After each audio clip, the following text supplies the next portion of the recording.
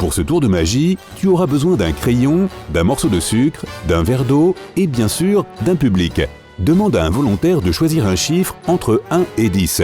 Ensuite, utilise le crayon pour écrire le chiffre choisi sur le morceau de sucre. Prends le morceau de sucre et presse-le discrètement contre ton pouce.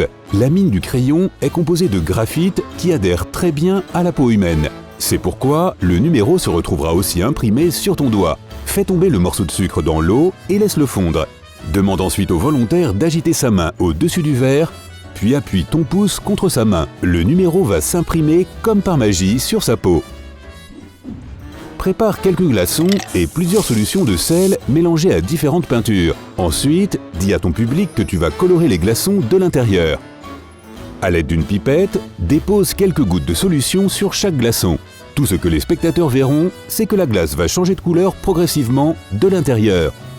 Mais toi, tu sauras que le sel dissout la glace, y perce de minuscules trous et crée de magnifiques motifs colorés.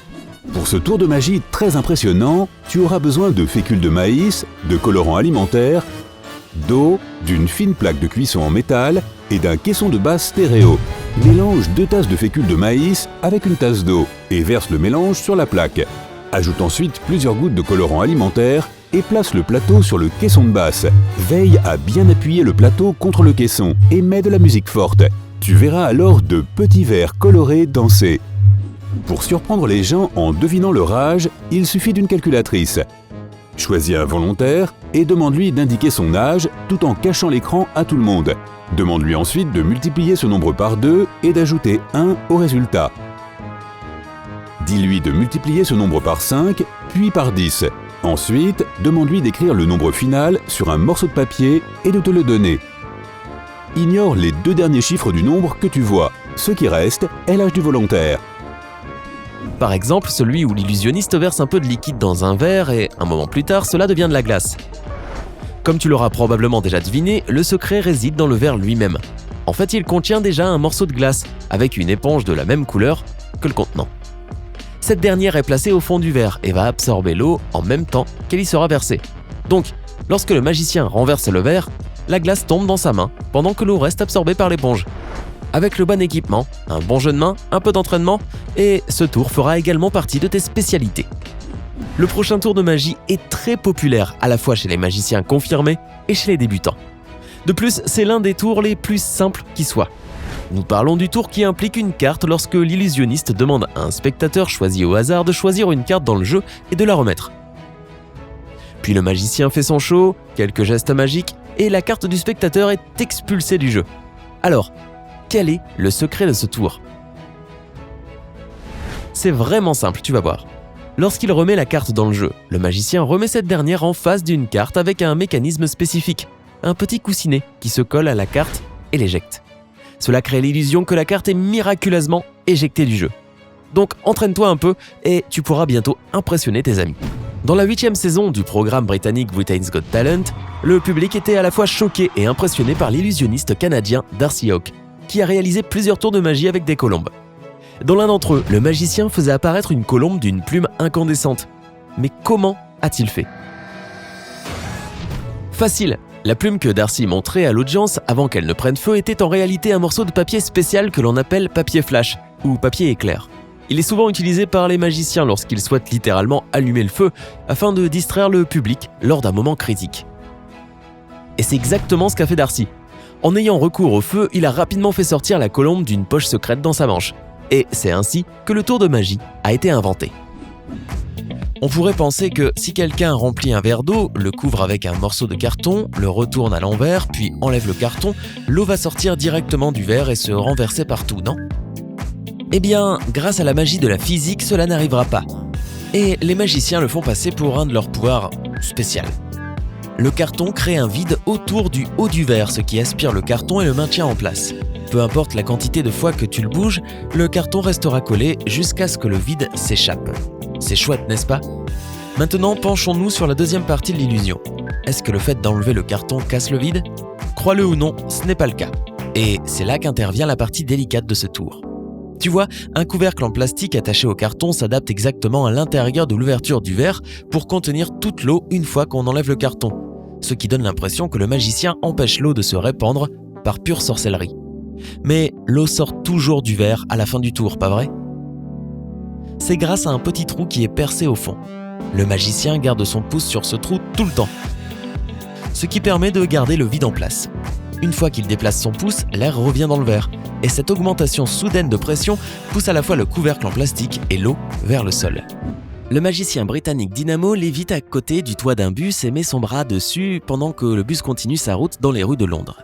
On dirait vraiment qu'il a fait quelque chose de magique, mais ce n'est qu'une astuce marketing de Pepsi.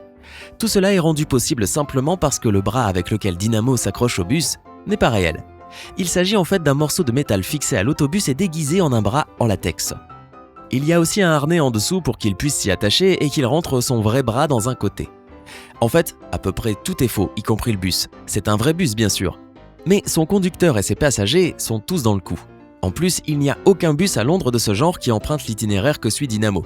Pepsi l'a engagé pour réaliser cette cascade, ce n'est donc pas un hasard s'il flotte devant une publicité de Pepsi judicieusement placée, comme par hasard.